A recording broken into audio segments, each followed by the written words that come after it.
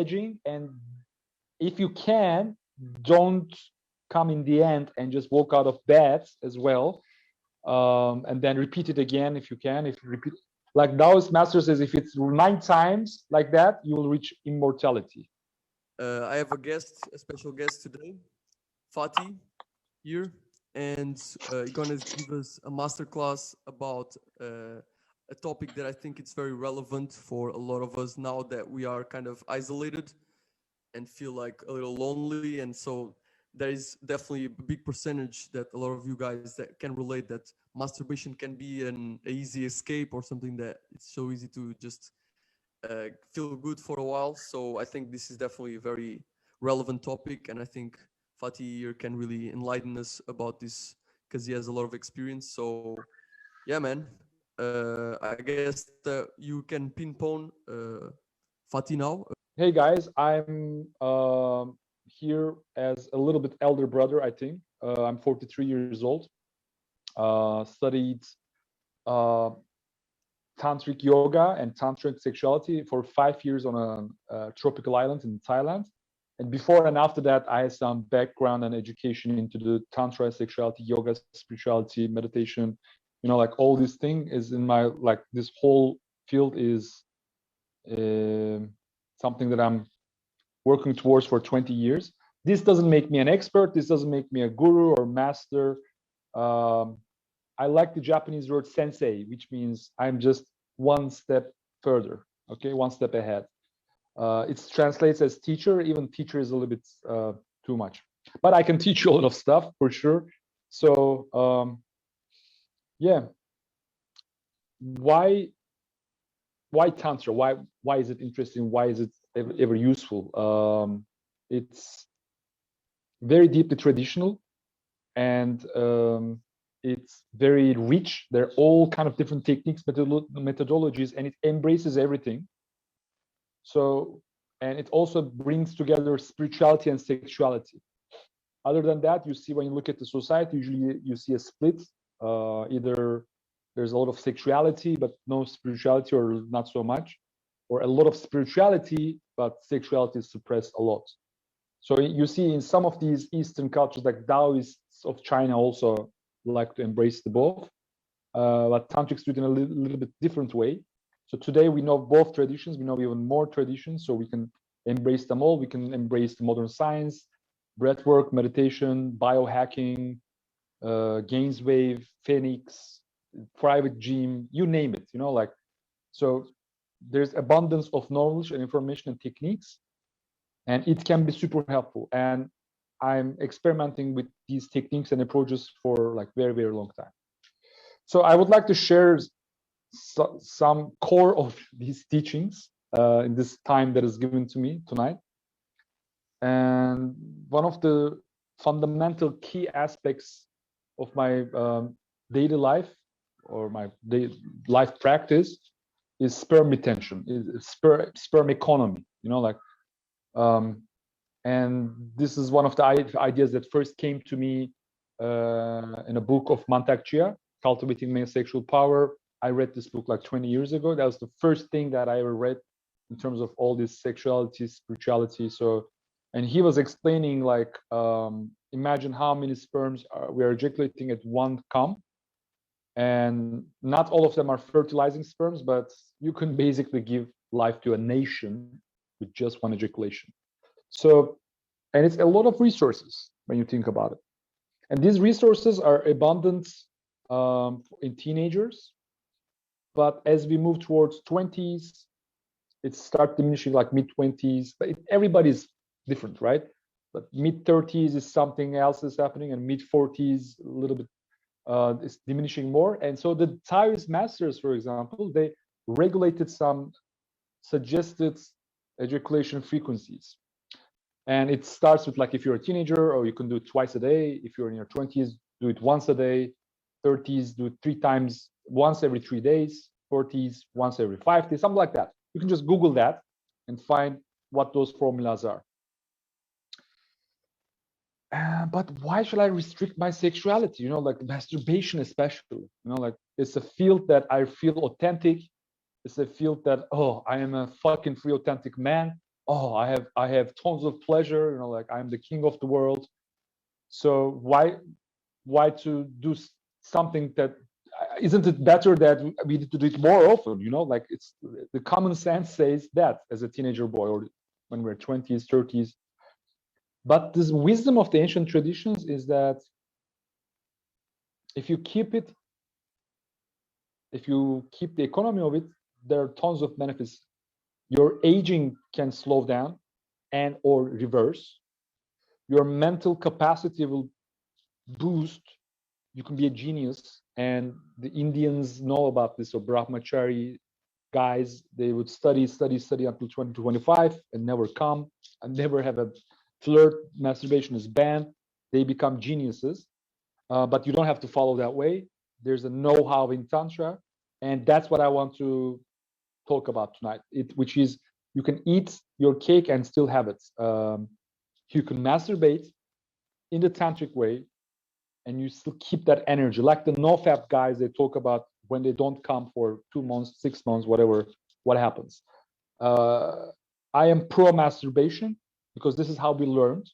Actually, we learned it as solo practice, which is just it's not for the sake of masturbation mostly, but it's like to have this tantric experience in sex with your partner. You need to first train yourself, and the easiest way to train yourself is when you're alone, when you're solo, because you can control much or less everything. Look, there's, I mean, some subconscious things maybe you can't control yet, some autonomic things there, so you have to hack them somehow to be a multi-orgasmic man, to have orgasms without ejaculations. So you need to experiment a lot, you need to practice a lot, and solo practice is perfect. Also, when you're ready, you can have the similar experience with a woman, and that's even much more amazing. Now, sex becomes something to achieve God. And there's this famous book of David Deida, for example, American Tantra author, Finding God Through Sex. You know, like, so it is possible. But there's just, you need to learn how to do it. It's not easy, especially if you're used to the old way. So a young person can learn it much faster. An old person, it's much more difficult. But why to learn it? I'll open up the spiritual dimension a little bit more. The Tibetans call the sperm bodhicitta. Okay, so it's not just sperm is not just giving life. Therefore, it's full of amazing potent qualities to give life. But it's also, if it's not wasted, it's your Buddha mind. Bodhicitta means Buddha mind. So bodhicitta, which means when you have that, when you have your sperm with you, you're less reactive, you're more wise, you have more willpower, you're more creative, and you are more enlightened. Okay, so, and you can experiment with these ideas basically, you know, like just do no fap for a while and don't do no fap for a while. But the tantric way is a little bit more sophisticated, so you need to basically come close to the point of no return in a masturbation and just make it a practice, you know, like not just for the fun of it, not just for the sake of it, make it a practice. Focus, isolate yourself to what you're doing every day, 20 minutes or 30 minutes or once every other day or whenever you feel like, and start pleasuring yourself and understand how you ejaculate, where you ejaculate, what happens when you ejaculate. Also, like what, just be aware and develop this awareness in a way that you can actually control this process by using your willpower to chill out a little bit before you come. Okay, so you become a little bit more aware of your sexual life. You observe it a little bit like a scientist, and then work on it to change it. Maybe some of you thinking, oh, what the fuck this guy is talking about? How come it's possible to orgasm in ejaculation? It is possible because you can ejaculate without orgasm too. Sometimes. Does it ever happen to you? You can see it in porn. Sometimes guys ejaculate with almost no pleasure at all because he ejaculates too often. Maybe that's a reason, but still, in the brain they are triggered by different centers, so you can separate them from each other. after some time, after some certain practice. Some guys can do it more quicker. Some guys can take longer time, but it is possible. I've seen it in myself. I've seen it in my students, in my clients. So sooner or later, anybody can get there. Okay, it's a little bit like kung fu. You know, like it's something serious. Okay, you need to be like dedicate some of your time and energy into this. You know, like you can't be a kung fu fighter with just thinking about it. You know, it doesn't happen that way. So coming back to the actual practice, you masturbate yourself to this close of point of no return, then you chill out. But before you lose your erection, you go up again, you tease yourself up again. Before you cross the point of no return, you come down again. So instead of going like over the hill and just fall down, you keep going like with on a valley orgasm in a way. Okay. So of course, in the beginning, your brain might resist this idea a lot, or your subconscious can try to take revenge. Where is my orgasm? Where is my orgasm? But sooner or later, your brain rewires itself and you get some more pleasure. There are a lot of techniques, tricks, methods, strategies to support this, so that you can have some orgasmic experiences without ejaculation. So during this solo practice is the main thing that you do this. You know, like it's the main training that you're having. All the other things are like karate kid kind of things. You know, like boring things. Some of them. So yeah, and then you just walk out of the masturbation without ejaculation, even if you don't have an orgasm. Okay, so you're kind of hacking your brain into this new kind of sex experience, and then you become empowered because your hormones are triggered, especially if you have some pleasure, some orgasmic sensations. You will have tons of neurochemistry in your brain giving you a lot of satisfaction. So you feel better, you feel happier, you feel less needy when you're with the girls because you pleasure yourself, you empower yourself. It's a way of empowering and loving yourself, okay? And then girls feel it somehow. I mean, I'm sure in the dating world, you guys are aware that, for example, if you're having sex regularly and then you go and approach another woman, they will feel somehow that you're not so horny. And if you're very horny, like you didn't have sex for a month or something, and then you go approach the woman, somehow the energy leaks, you know? So solo practice can help with that. You don't have to have sex. You can have sex with yourself, you know, like turn it into a full experience and don't lose your energy in the end, which magnifies, you know, your magnetic force improves after that. You're more attractive, like you're a stronger nucleus of the eighth atom, you know, your proton is stronger or you have more protons and more electrons can turn around you. More, if you want to have a lot of ladies, this is possible in that way. So that's it. There you go. Yeah, I actually have a question about that because Go ahead.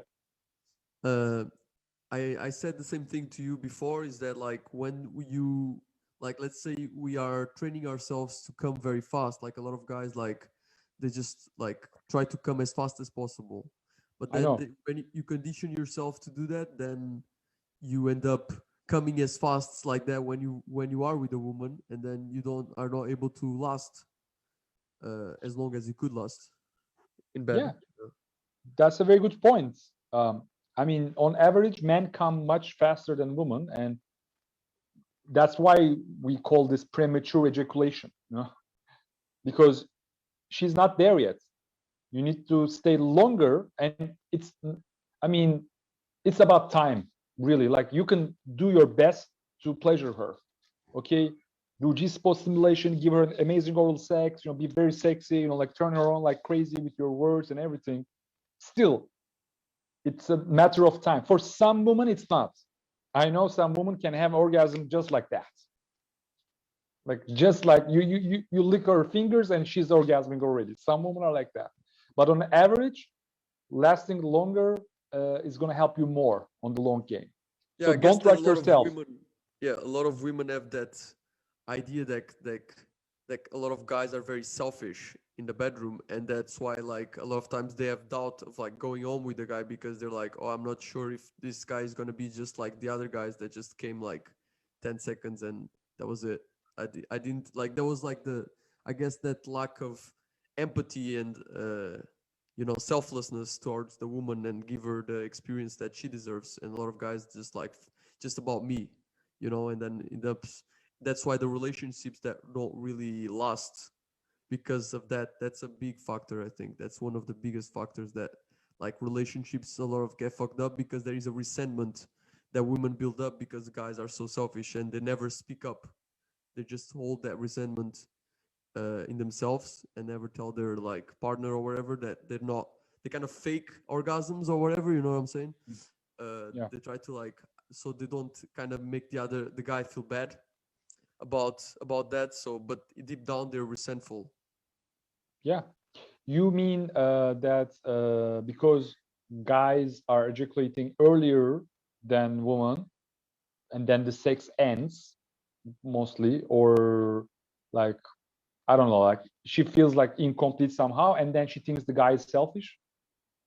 Yeah, exactly. So that she feels she's not feeling sexually fulfilled, and she doesn't feel like there is that give and take. Is always just like the guy just takes. You know what I'm saying? I know. Yeah.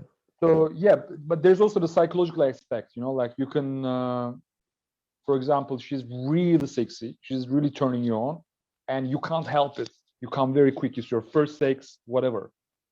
But if your attitude is that I'm not taking something from you, but you are so like honest, you know, like you're so fucking hot that I just came in 1 minute, but I Yeah. really like you and I want to have sex again, and it will be better, kind of honesty, and you keep it in the relationship, like, and then you work on yourself to improve that, then Yeah, I think yeah, of they will course. Yeah, change their that's mind.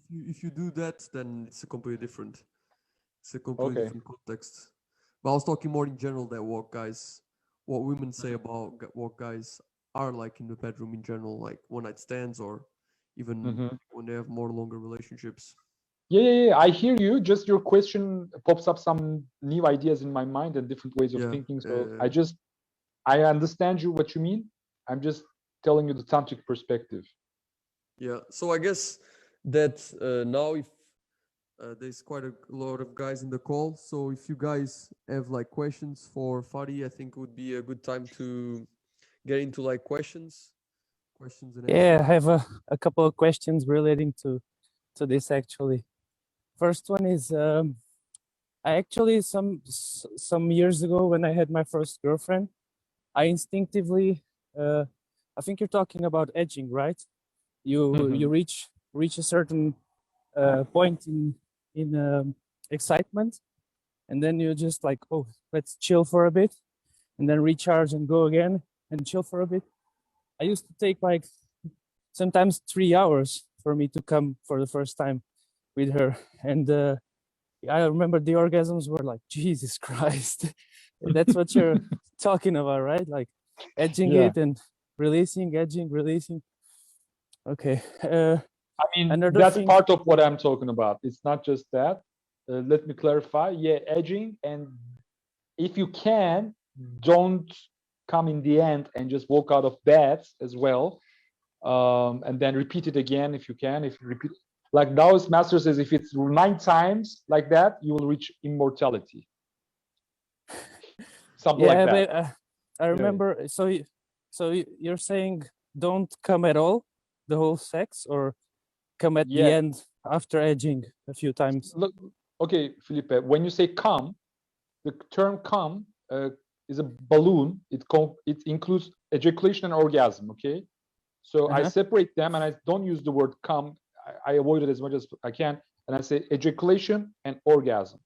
So Okay. yes, you can have orgasms. You can orgasm, and if you can, sometimes it happens. You know, like in some cases when you train yourself, but not ejaculate. And still, if you can, don't ejaculate. But if it happens, what to do? As I said, be honest. Okay. So So basically try to edge it, not come and orgasm anyway. That is that it? yeah. Ah, okay. One other question I wanted to shoot at you is, how is it possible that sometimes, like I remember dating this girl. She was a 10, like no doubts about it, and I remember the first time we had sex unprotected. I had the opposite effect. I had not premature, but super delayed. Like took me like 4 hours to come, and I wasn't even edging. Like I didn't even come close. You know. I Why was was that? wondering if you have any. Sorry. So sorry, please complete your question. Yeah, that's it. Like, do you have any like insights to it? Why could it happen? I've never been able to explain it to myself. I need to ask a few questions to first understand the situation. Do you think the reason for that could be that you weren't so much turned on as a kind of surprise? No, I was actually. I was really excited, but I don't know if I was savoring it, and I was like, okay, so don't come close to the edge, so you don't shoot, because I was doing unprotected sex with a girl I met 2 weeks ago. So, yeah. So normally unprotected sex means more pleasure and difficulty to catch a hold of your pleasure levels. Yes? Yes. Not always, but this time it was.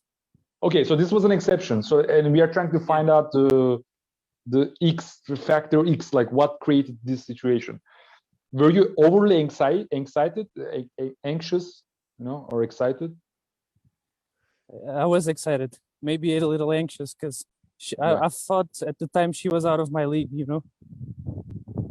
Okay, then I exactly cannot know, like I'm not God or the Einstein of this, but I will tell you my opinion is that like we are learning something new all the time, right? About our neurology, our biochemistry, brain chemistry, genes, hormones, and this and that, like, and how they affect each other. And of course, like there are factors that relate with ejaculation and orgasm too.